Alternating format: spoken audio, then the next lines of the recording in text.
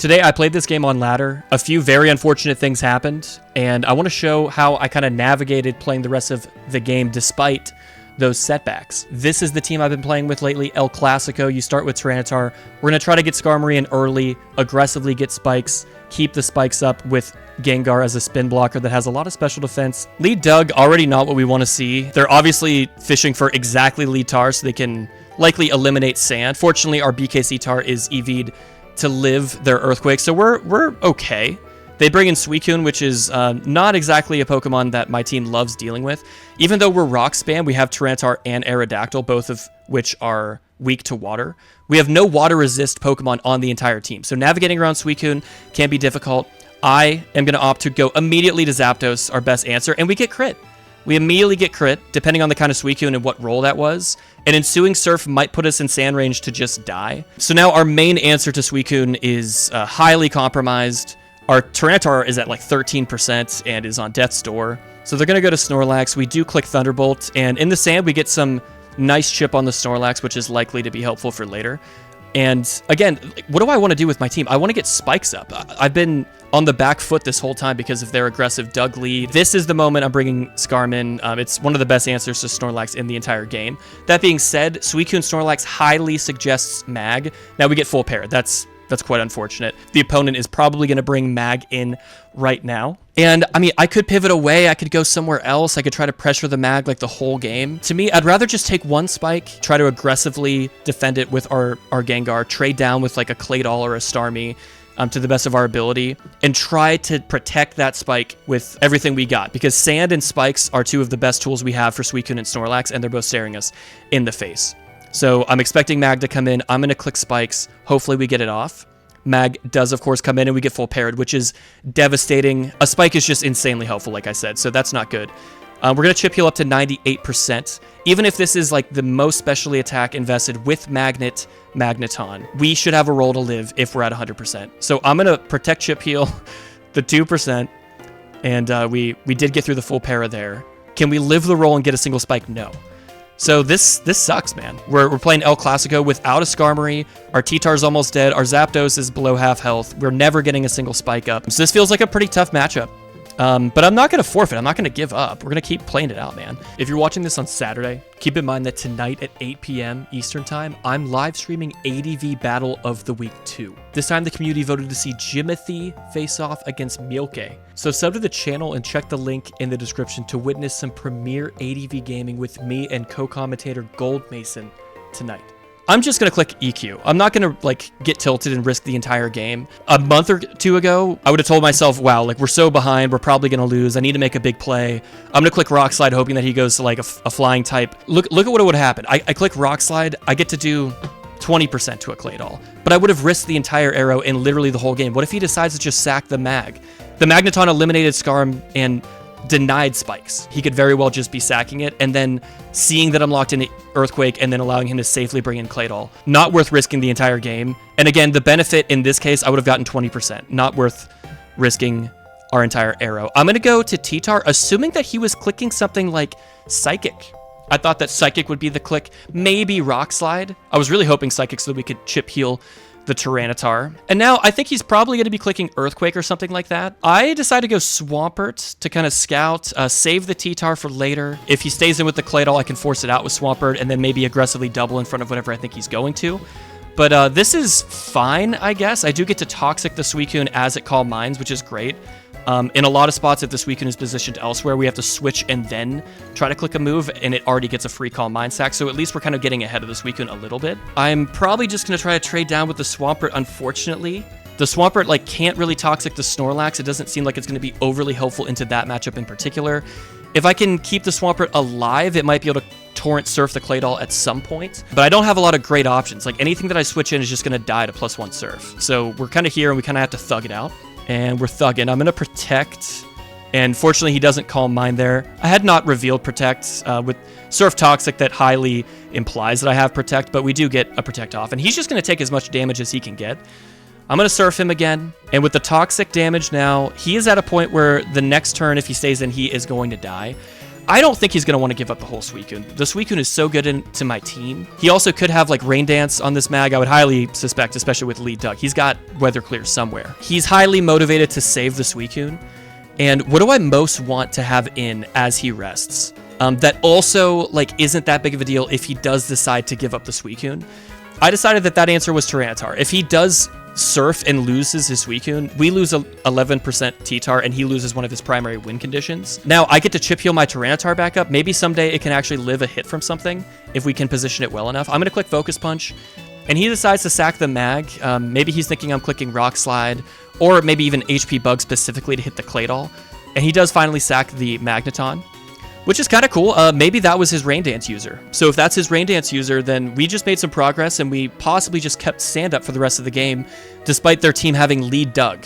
I go Gengar Unexpected Earthquake and I get there. So I position the Gengar in and I'm thinking, okay, I know it has Shadow Ball. If I can Wisp this, then I can just 1v1 it with Giga Drain. Because I'm going to be healing enough and I'm going to be able to get through the Claydol. And if he switches out, he has a 0 sleep Suicune that has to burn a ton of turns that lets me get more momentum. If he goes to Snorlax, I can Wisp that as well. This is an awesome spot. We just have to hit a Wisp. So I'm going to click it. And of course we miss. So we run into somebody on the ladder that has in my opinion, somewhat favorable matchup into us. We get parried on the Scar, and we get full parried on the Spike turn. We don't live the range on the ensuing Mag Thunderbolt. We don't get any spikes ever. Did I mention that we got crit on the Zapdos? And then we missed this Wisp. So that's a laundry list of things that have not gone our way. I think a lesser me a couple weeks ago would probably just get tilted and just Wisp again and say, whatever, fuck it. I'm just going to Wisp the Claydol, let the Gengar go and play from there.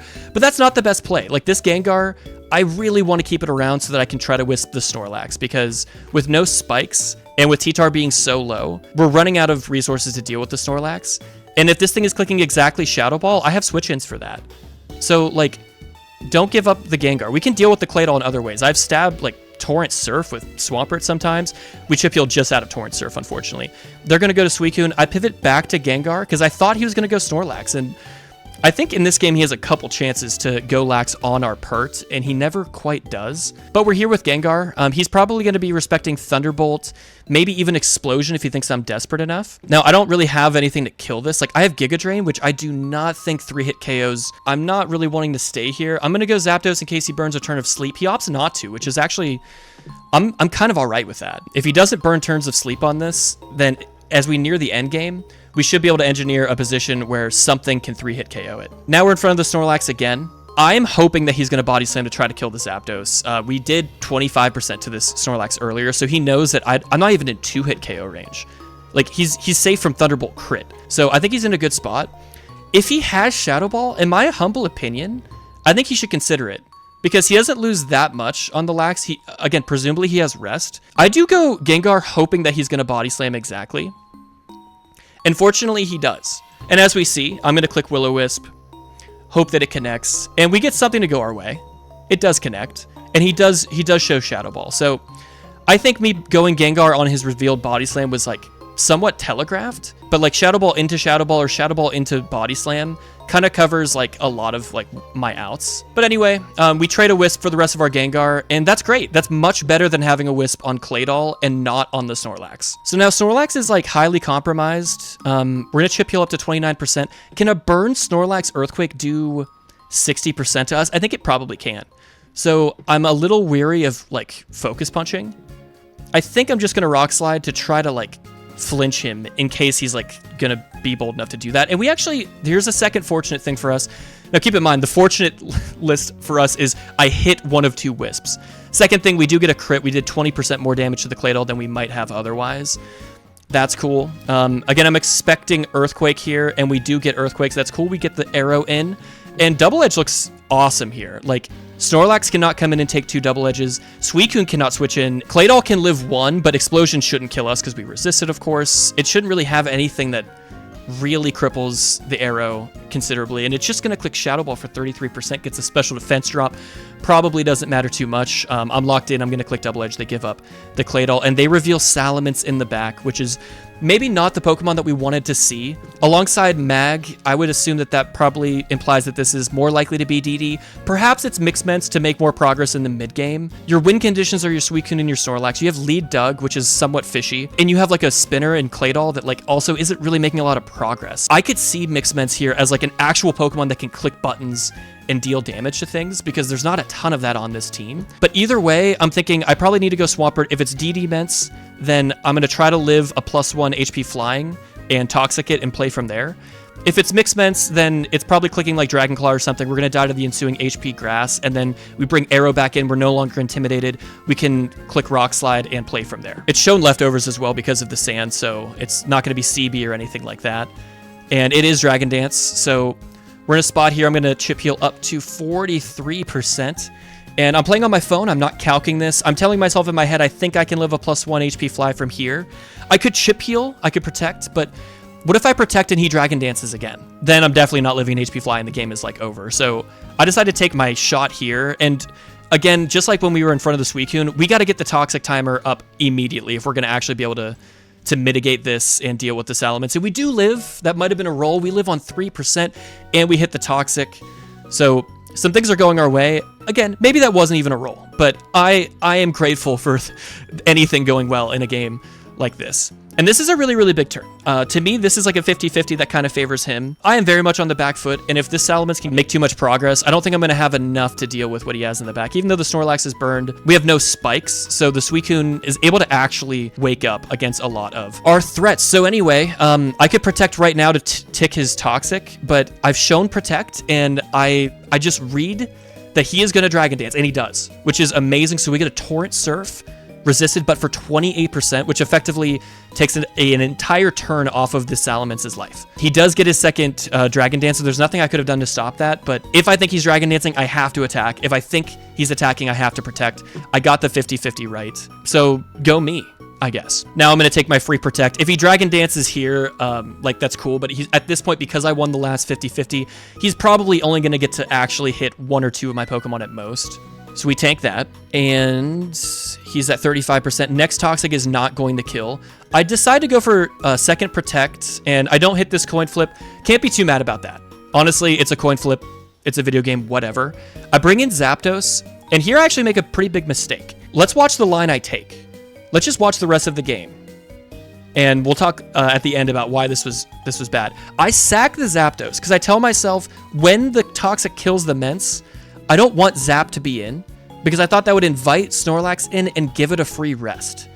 So I decide to allow him to kill Ments, or kill Zapdos, so that then his Ments dies, and I get to get T-Tar in and Chip Heal, and I'm thinking that, like, I thought this was just a position I can't lose from.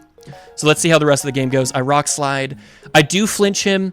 What really were his outs with the Snorlax? I don't know. Does his like burned Earthquake do 41%? Maybe. I still think Arrow is like probably enough to bring us home from this point a lot of the time. Kind of not actually though, as we're going to see. We're going to talk about like these Suicune calcs. And at this point, you could argue that I've only been slightly unlucky overall. My opponent has only been slightly lucky based on some of the 50-50s I've won, hitting a second Wisp, getting a crit on the Claydol, getting the flinch here on the Snorlax. I'm going to Earthquake. I don't want to risk missing a Rock Slide or anything like that. Now, Suicune is here, and I told myself, dude, I'm just focus punching, and like surely I'm going to win this. And as I would learn, I'm not favored to win this. In fact, I don't think I had any outs besides crit.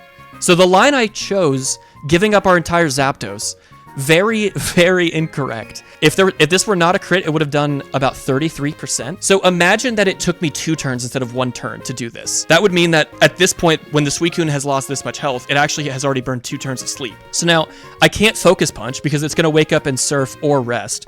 If I Focus Punch to deny rest and he surfs me, Arrow comes in, and Arrow actually, I calc this. This is a defensive Suicune, folks, and Arrow cannot do 34% to the Suicune. So we needed a crit at some point. And now that I hit this crit, to me, I think we're about even. I'm not going to lie. I think that the luck is more or less a wash. And sometimes Pokemon happens and I happen to walk away with the win. But one of the big takeaways besides, like, you know, me playing the mid game pretty well after like a really horrible early game, and also me not playing the end game perfectly, is stop forfeiting when one or two things don't go your way. Even if like a primary win condition of your team is compromised 3 turns into the game, none of these things that happened that ended up being fortunate for me could have happened if I forfeited, and I wouldn't have learned from playing the rest of the game and analyzing this. So we do hit that crit focus punch, and because of that, I can focus punch once more on his second sleep turn. Of course, there's nothing he can do. It's not Crokun. His last is probably, I don't know, Ice Beam or some sort of coverage like that. But let's like quickly, for the sake of it, Swampert dies. If I go T-Tar on this turn and he has to click a button to kill the T-Tar, then T-Tar dies. Maybe I could bring in Arrow, and Arrow wins, and then if he goes Suicune, I can just switch to Zapdos as he burns a turn to sleep, and then with the burn and clicking Thunderbolt, I think I just win from that position. I've got an example of this team pace from the Revival Tournament server in the description if you want to play with El Classico yourself. Yeah, a lot of you guys really liked the last video I did where I kind of talked through my thought process, so let me know what you think of this one. We do end up getting to like the upper 1500s on this new alt account I made because I was at the Creed show last night. We saw them with Daughtry. Some cool butt rock action for a Thursday night. But yeah, that's it. Thanks for watching, and I'll see you next time.